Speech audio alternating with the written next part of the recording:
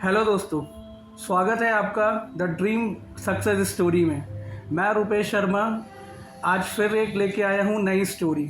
आज हमारे साथ ऐसे शख्स हैं सोशल वेलफेयर पे काम कर रहे हैं और आज मैं इनसे बात करना चाहूँगा। रामू जी हमारे साथ में हैं। रामू जी नमस्कार। नमस्कार। कैसे हैं भाई साहब आप? मुझे बढ़िया, बहुत कैसा चल रहा है आपका सारा वर्क? हमारा सब अच्छा चल रहा है, बिजनेस भी बढ़िया चल रहा है, सोशल वेलफेयर वाला भी मतलब अभी कर रहे हैं। देखा जाए ज़मीनी स्तर पे हैं उस काम में हम तो, लेकिन हम सेटिस्फाई हैं उससे। अपने बारे में ज़रा बताइए हमको कुछ, अपने बारे में शुरू से लेके। हाँ, अपने बारे में मेरा जन्म सीतापुर डिस्ट्रिक्ट के बिस्वा में हुआ 1985। हमारे फादर और फैमिली सब लोग वहीं थे।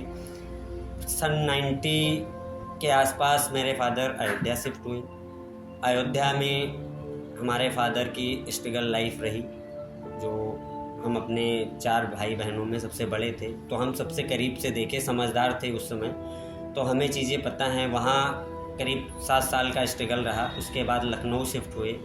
लखनऊ में भी स्ट्रगल रहा, और स्ट्रगल देखा जाए तो स्ट्रगल लाइफ में आदमी के फुल टाइम रहता है, कोई ना कोई स्ट्रगल।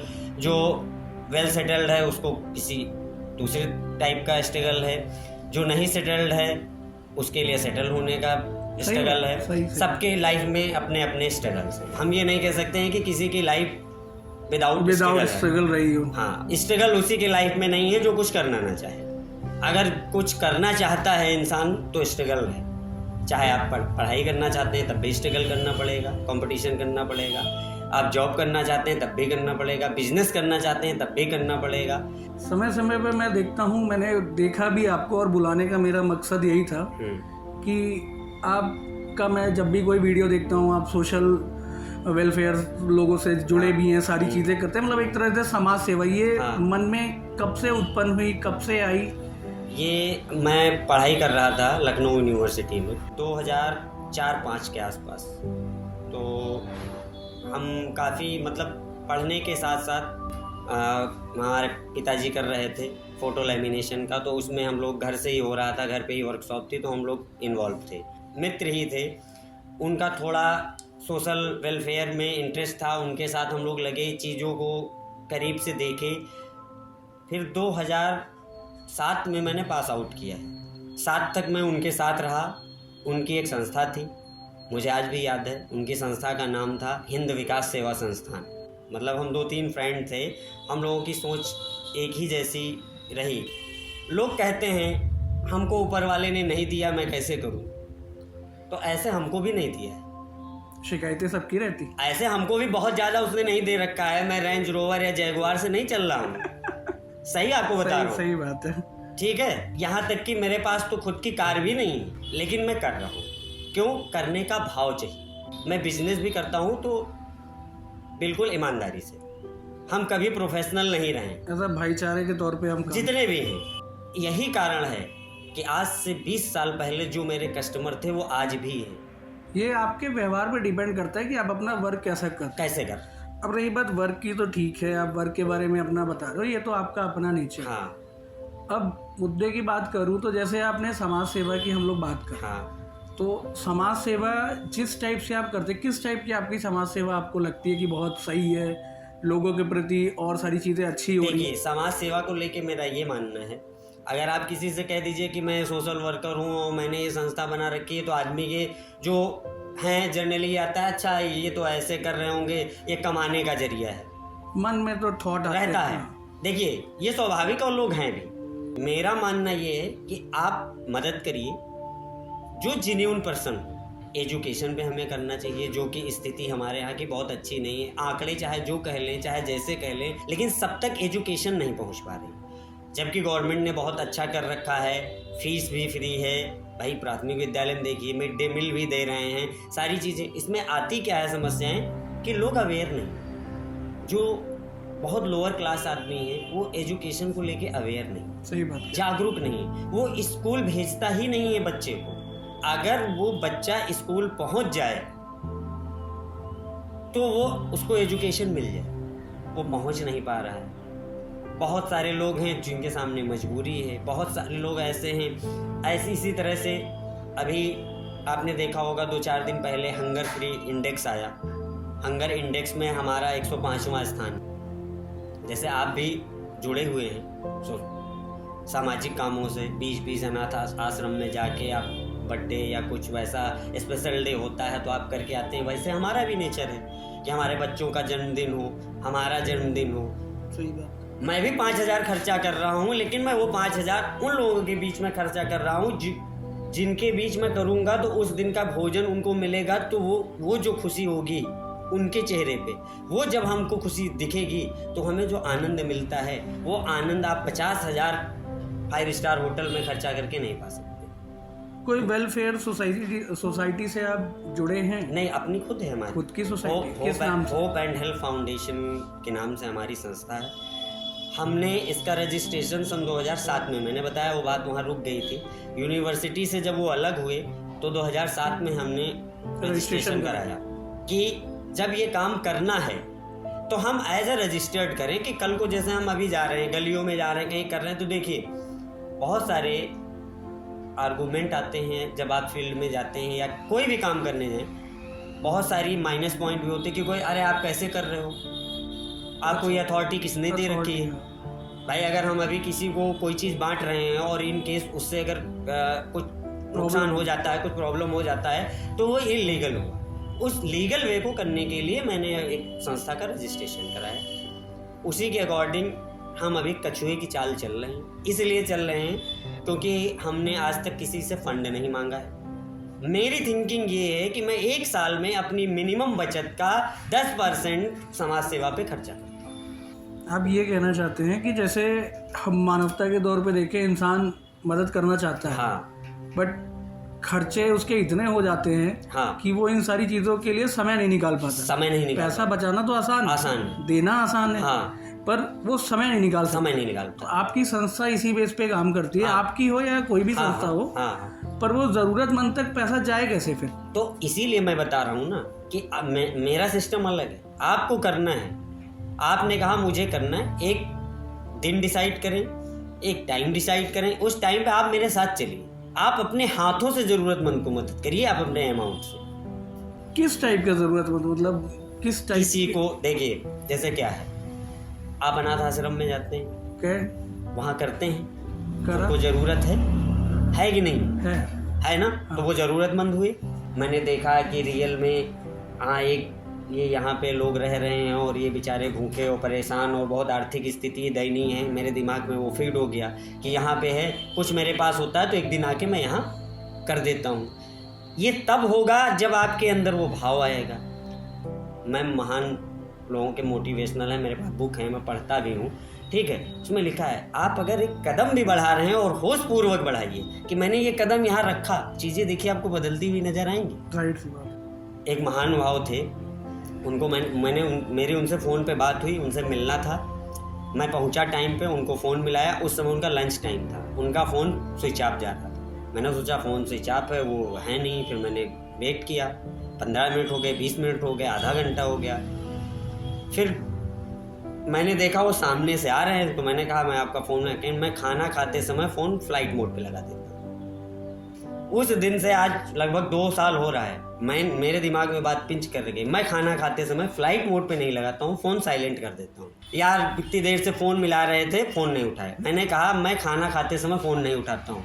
सामने से जवाब क्या आता है, बहुत अच्छी आदत है। आप सोच रहे हो कि मैं हंस क्यों रहा हूँ? हाँ, मैं बात कर रहा हूँ, ये बात आपने सही की। हाँ, मैं अपना फ़ोन देख रहा हूँ, मेरे फ़ोन पे कॉल आ रही है इतनी देर से, हम ध्यान नहीं दे, और मेरा माइंड बात कर रहे हैं, मैं आपसे बात कर रहा हूँ और इंटरव्यू चल रहा है, हाँ, पर कॉल पे मेरा ध्यान है। मैंने अपना फ़ोन दे दिया, देखिए सामने। और पता है इस आदत से क्या हुआ, एक आदत और मैंने अपनाई, वही मैं 30 मिनट बुक पढ़ने में देता हूँ, जिससे मुझे बहुत फ़ायदा मिला है। मैं गारंटीज कह सकता हूँ, अगर आप आधा घंटा बुक पढ़ते हैं, आप डिप्रेशन में जाने की संभावनाएं 90% आपकी कम हो जाती हैं। किस टाइप की बुक पढ़ते हैं आप? कुछ भी जो अच्छा लगे। मैं विवेकानंद को पढ़ता हूँ, अब्दुल कलाम को पढ़ता हूँ, मेरे पास मुंशी प्रेमचंद के काव्य हैं, मैंने मंगा रखे हैं, ठीक है। टाइम मैनेजमेंट है।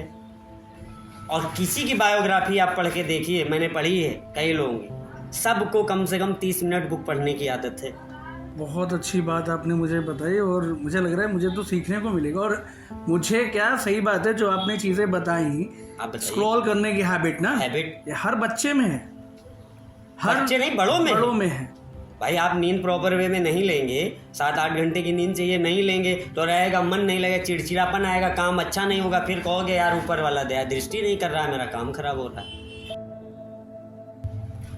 अभी जैसे हम लोग बात कर रहे थे कि जैसे आप सोसाइटी से जुड़े हैं, बहुत सारे आपकी एक अपनी संस्था है, आपने सारी चीज़ें मतलब एक सिचुएशन बेस पे बताई। हाँ।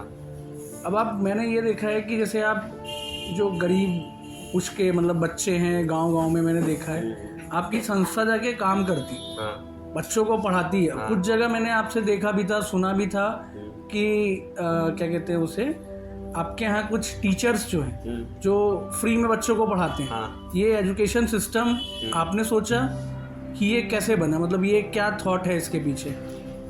देखिए थॉट ये है कि हम पढ़ाई के साथ साथ, जैसे हम पढ़ाई भी कर रहे थे, मेरे घर पे जैसे बताया कि बिजनेस भी होता था, तो पढ़ाई के साथ साथ हम काम भी करते। फाइनेंशियल क्राइसिस उस टाइम पे थी, तो ये चीज़ मैंने बहुत करीब से देखी है कि एजुकेशन कितनी इम्पोर्टेंट है। तो एजुकेशन हमारे समाज के लिए, हमारे देश के लिए और व्यक्तिगत तौर पे हर इंसान के लिए बहुत महत्वपूर्ण है। जो मेरा जो फोकस है, एक थोड़ा सा भूख को लेके और एक एजुकेशन को लेके। बाकी हमारी संस्था और भी बहुत सारी करती है, जागरूक करना भी ज़रूरी है लोगों को। अवेयरनेस की कमी है हमारे समाज में। हमारा जो मोटो है कि वो एजुकेशन तो वहाँ लेने जा रहे हैं, लेकिन वो गरीब हैं, फ्री में पढ़ा तो ले रहे हैं, वहाँ पे उनको पढ़ाया जा रहा है। उसके बाद जैसे जो कैपेबल लोग हैं वो बच्चों को ट्यूशन पढ़ा लेते हैं, जो कैपेबल नहीं है वो नहीं पढ़ा पाते। तो हम एज एक तरह से अपनी जो पाठशाला हम खोले हैं कि जो स्कूल जा पा रहे हैं वो, और जो नहीं जा पा रहे हैं, जो स्कूल भी नहीं जा पा रहे हैं वो भी स्कूल तो जा रहे हैं, लेकिन वो ट्यूशन नहीं ले पा रहे हैं पैसे की वजह से। भाई प्राथमिक विद्यालय में पढ़ रहे हैं तो वो ट्यूशन कहाँ से पढ़ा पाएंगे, है ही नहीं, कैपेबल ही नहीं है।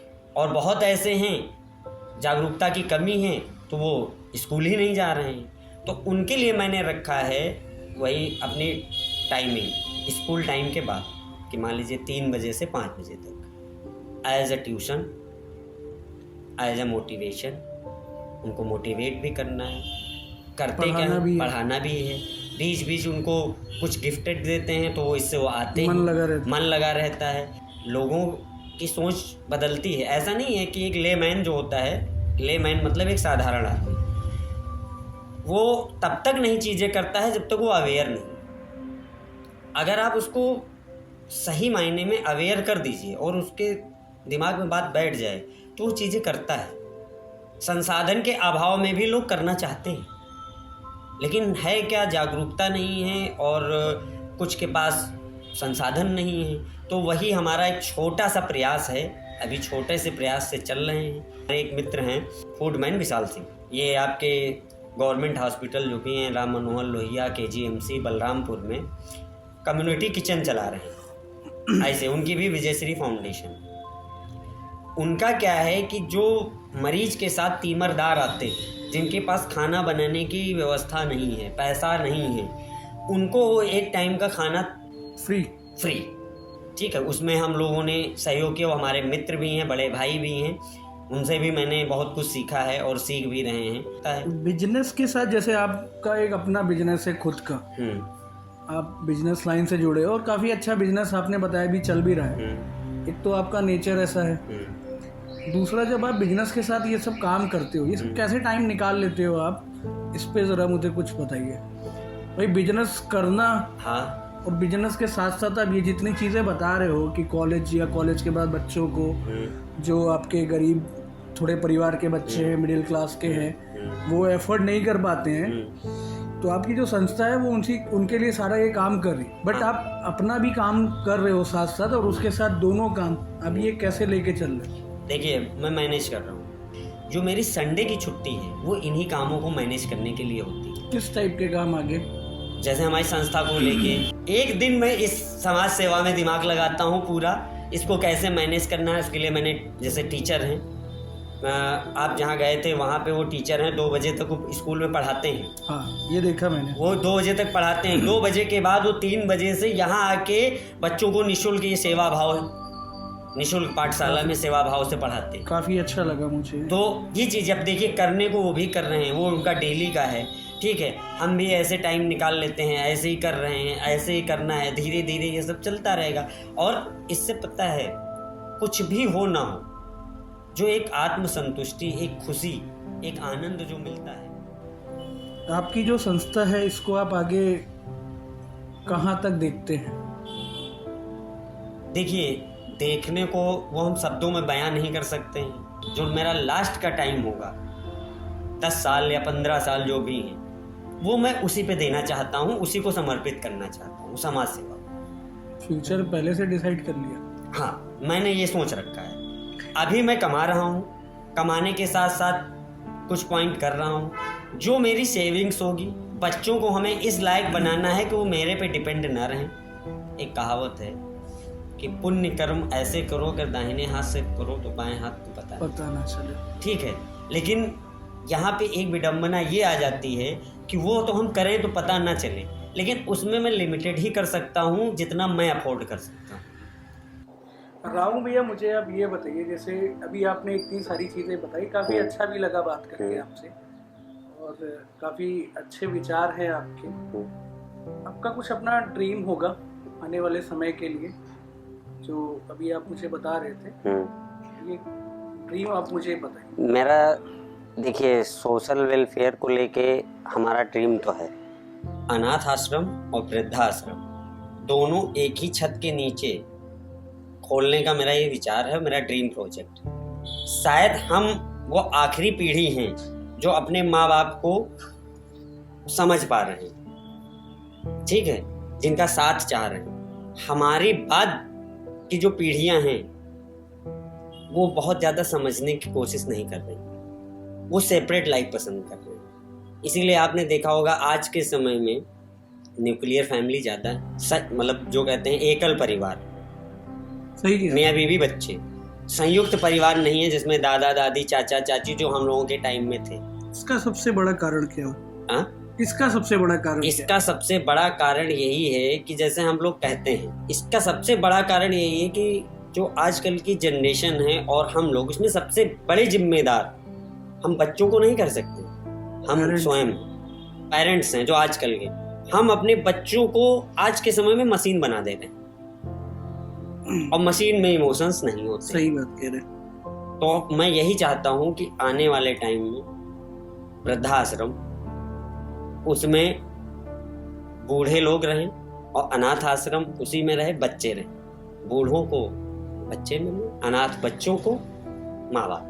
यही मैं अभी आपकी बातें जो चल रही हैं, मेरे दिमाग में भी यही चीज़ खटकी। जैसे आपने बताया कि आपका फ्यूचर प्लान तो एकदम सही है, एक ऐसी जगह हो जहाँ पर हमारे बड़े बुजुर्ग भी हों और अनाथ बच्चे भी।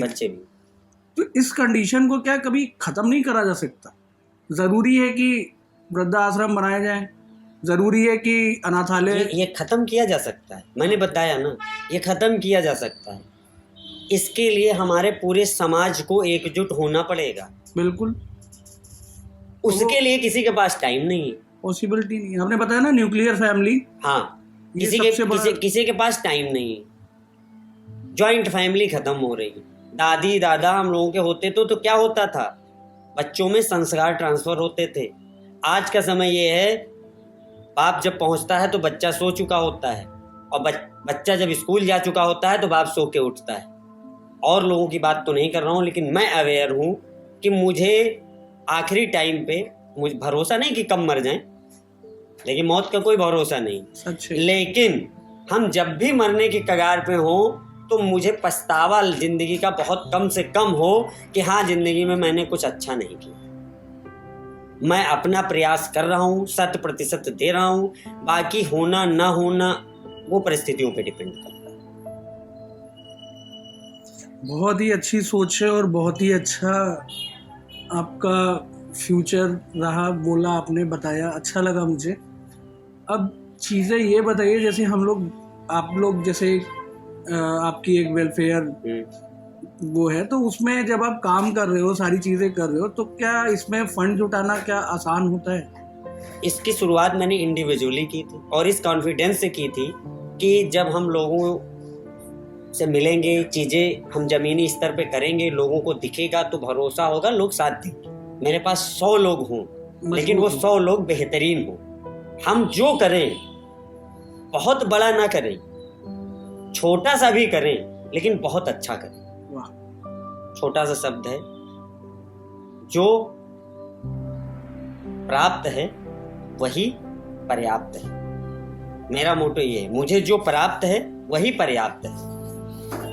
सही कह रहे हैं। अब तो लोग सहयोग भी कर दे रहे हैं क्योंकि चीजें कर रहे हैं, तो अब तो चीजें आसान हो गई कि कर दिए। खाना है, घर पे वाइफ से बोले संडे का दिन है, ठीक आज संडे है, कुछ नहीं होना है, आप ऐसा करो 50 पैकेट खाना बना दो। हनुमान सेतु पे आप जाइए, देखिए बेचारे फुटपाथ पे रात में आप 10 बजे निकल के देखिए। मैं कहना चाहूंगा एक चीज है, आदमी समझता नहीं है, जाकी रही भावना जैसी तही मूरत प्रभु देखे तैसे। आपकी भावना जैसी है आपको वैसे लोग दिखेंगे, जैसी दृष्टि वैसी सृष्टि। सही कह रहे हैं। मैं निकलता हूं तो मुझे हर तरफ जरूरतमंद लोग दिखते हैं क्योंकि मैं वो चीज मेरे माइंड में है। मैंने ऐसे ही पढ़ा था कहीं कि आप जिस तरह का चश्मा लगाओगे जैसी दृष्टि वैसी सृष्टि, जैसी आपकी दृष्टि है वैसी आपको सृष्टि दिखेगी। सही बात। ऐसे ही मैं कहीं पढ़ा था, महात्मा बुद्ध जी की ये शायद है। हाँ, तो उसमें भी ऐसे जब उनका शिष्य पूछता है तो मैंने बताया ना, मैंने बुद्ध जी की किताब है मेरे पास, मैं पढ़ता हूँ। इंस्पायर है आप, मतलब बुद्ध। सही बात। बुद्ध जी से, विवेकानंद जी से। हाँ, ये मेरे पास बुक हैं, आप बुद्ध जी के, ज्यादा नहीं, एक बुक है मेरे पास सबके, मैं पढ़ता हूँ। मेरा एक दोस्त था, वो भी ऐसी ही बातें किया करता था, तो उसके भी थॉट सेम ऐसे ही थे। भाई अभी जब जिस रोल में हम हैं, उस रोल को हमारे साथ कितने लोग भी जुड़ जाए, हम अपने रोल को कैसे निभा रहे हैं, वो चाहे एक पत्नी के रूप में हो, एक दोस्त के रूप में हो, फैमिली में कोई भी पर्सन हो सकता है। बहुत कड़वी बात बोल रहे हैं। अभी आदमी को कह दीजिए, दोस्तों के साथ बैठ के कहिए डेली 1000 रुपए खर्चा करके बाहर में खर्चा कर रहा है, लेकिन आप किसी से कहिए कि भैया वो आदमी परेशान है, जरा 500 रुपए चलो दे के मदद कर दे, आदमी नहीं देता है। नहीं पॉसिबल है। और पता है मैंने क्या किया है, मैंने यही सोचा, मैं कहीं अलग से नहीं ला रहा हूं, मैंने ये सोच लिया कि मेरे जो फालतू के खर्चे जनरली कहते सब हैं, जमीनी स्तर पे करने के लिए तैयार किए। आपके विचार, आपकी भावनाएं, काफी चीजें हैं। सही बात है, समाज के लिए एक फैक्ट है। और ये जो चीजें आप बता रहे हैं, एकदम इंसान उस चीज को समझ नहीं रहा। पता है क्या विडम्बना क्या है, हम लोग जो हमारा समाज है सब कुछ सरकार पे छोड़ रखे हैं। सरकार करे, सरकार कर रही है। जब हम लोग आगे बढ़ेंगे फिजिकली, मेंटली, फाइनेंशियली, जब करेंगे तब चीज़ें आगे बढ़ेंगे। हम तो कह रहे हैं कोई कुछ ना करे, सरकार की इतनी स्कीम्स चल रही हैं, अगर उन्हीं के प्रति लोगों को जागरूक कर दिया जाए ना तो बहुत आधे से ज़्यादा समस्याएं खत्म हो जाएंगी। जो गरीबी की समस्याएं हैं, सरकार की इतनी स्कीम्स चल रही हैं, इतनी चीज़ें हैं, लेकिन लोगों को उनके बारे में पता ही नहीं। और जब आपके अंदर देश प्रेम होगा तो देश में रहने वाले लोगों के प्रति भी आपका प्रेम होगा। मूवी देखते हैं? हाँ देखते हैं, बहुत कम। आपका जैसा फोटो फ्रेम का बिजनेस है, अपनी नई ब्रांड बनाई है, काफ़ी सालों से इस पे काम भी कर रहे हैं। तो हमारा बिजनेस फोटो फ्रेम और फोटो लेमिनेशन का है। अनिका फोटो फ्रेम के नाम से आपको पता ही है, हमारे फ्रेम्स हैं। और आज हम जहाँ भी हैं हम बिजनेस कर रहे हैं, हम आपको अपना प्रोडक्ट दे रहे हैं, उसी से हमारी अर्निंग है, उसी से हम पैसा कमा रहे हैं, और उस पैसे का कुछ पार्ट हम समाज सेवा में लगा रहे हैं। तो इनडायरेक्टली वे में आपका भी पैसा उसमें है ना। क्वालिटी, सर्विस और व्यवहार, अगर ये 3 चीज़ें मेंटेन हैं। बहुत अच्छा लगा रामू जी आपसे बात करके मुझे, और आपके विचार सही में बहुत ही सराहनीय हैं। आप लोग सब लोग देख रहे थे कि एक आम इंसान अपनी लाइफ में इतना सारा वर्कलोड लेके भी और अपने आप को स्ट्रेस फ्री करते हुए, अब ये सोचिए इन्होंने जैसे बताया कि बुक्स पढ़नी चाहिए, आधा घंटा बुक्स पढ़ते, खाना खाने के टाइम आधा घंटा मोबाइल से दूर रहते, सुबह 10:30 बजे ये मोबाइल का अपना यूज़ करते। मतलब अगर आज की लाइफ स्टाइल देखी जाए तो बहुत कुछ हमको इनसे सीखने को मिलता है, और मैं शुक्रगुजार हूँ कि आपने हमको टाइम दिया। नहीं, ये अच्छा लगा, हमें भी बहुत अच्छा लगा ये। और आप जो ये कर रहे हैं ये काम सराहनीय है, ऐसा होना चाहिए ताकि हमारी बात लोगों तक पहुँचे। एक प्लेटफॉर्म है, बहुत अच्छा प्लेटफॉर्म है, जिससे जो अपने लोग हैं, समाज के लोग हैं, वो देखेंगे, चीज़ें समझेंगे। नहीं तो ऐसे हम लोगों को कौन जाने। और ये आपने किया, मुझे भी बहुत अच्छा लगा, यहाँ आके बहुत बढ़िया लगा। और आपका बहुत बहुत धन्यवाद कि आपने आज हमें यहाँ बुला के और ये हमें सम्मान दिया।